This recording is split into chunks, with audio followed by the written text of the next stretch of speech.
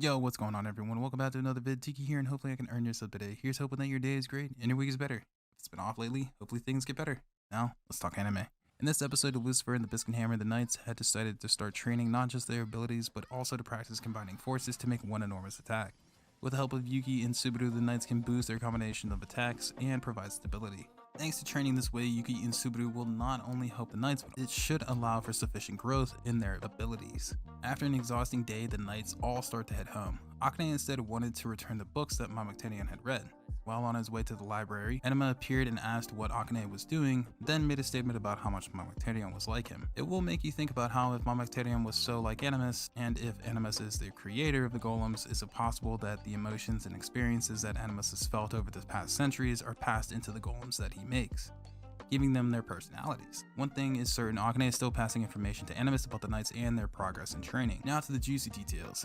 Anima and Animus were two children who were suddenly orphaned and sent to the hospital to recover from an exploding space station. How that station exploded was because of Animus and his psychic abilities. No one in the hospital knows about their psychic ability, therefore they have no idea what caused the station to explode in orbit. However, one doctor takes a special interest in the two children and with their powers. It wasn't hard to figure out why he was hoping the two children would allow him to adopt both Anima and Animus. The doctor went into a mad rant about how now that the children are his, that they will never leave the hospital and that he will be the one to protect them. During this rant, the doctor makes a grave mistake when calling Animus a god. While Animus and Animus were in the room where Animus had given the iconic headwear that Anima wears, which is called a 0G ring, and Anima gave Animus a book on the 28th dimensional gravity theory for the birthday that they share, Animus had admitted to destroying the station and how it made him feel like a god. Anima tried to reel in Animus's way of thinking because Animus wasn't bad from the start. Only when the doctor solidified his delusional narcissistic ideology did Animus truly believe that he was a god. If this doctor had not made that statement, I think it would have been a rough road for Anima, but she may have been able to keep this side of Animus in check, at least until he could grow out of it. Upon being deemed a god by the doctor, Animus destroys the station that they were both recovering on with one swing of his hammer. Now that the station that was keeping the quote-unquote god prisoner had been destroyed, Animus sets his sights on the Earth. They can both survive in space without the need or help of suits, and the power that Anima has provides a bubble around her being. This power looks awfully similar to Amamiya, and I wonder if it's the same one. The hammer doesn't stop at the destruction of the Earth. Whatever power this hammer truly holds is one that can shatter space and time. I'm not a physicist, so I'll try to explain this best I can. Animus shattering both space and time meant that each universe that Animus has used the hammer to destroy the Earth also destroyed that same universe.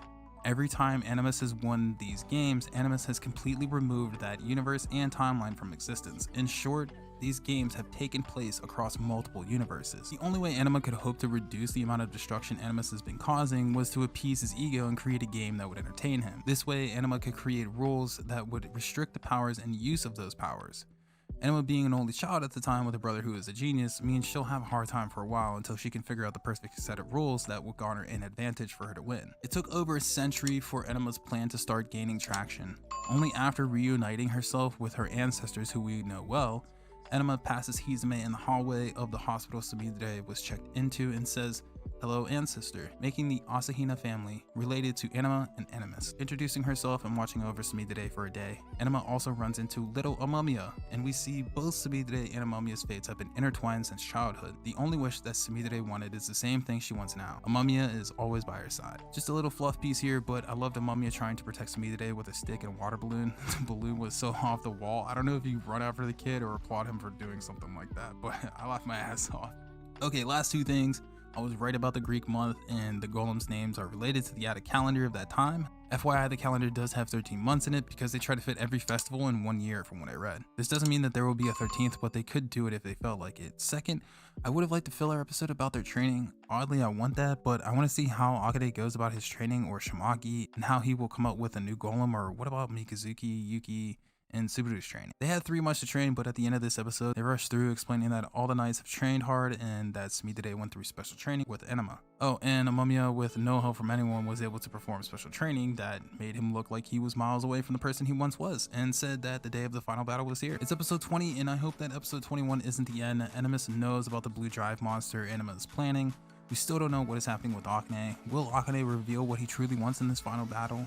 Will it be in episode 21 that Amamiya surpasses all knights, even the princess? Does Anima love Amamiya? Can Animus be saved? Or are Shimaki and Amamiya the next Anima and Animus? Because the powers that they have seem like it. We'll have to find out next time on the next episode of Hoshi no Samidare or Lucifer and the Biscuit Hammer. If you made it to the end of this video, I can't thank you enough. Thank you so much, best friend.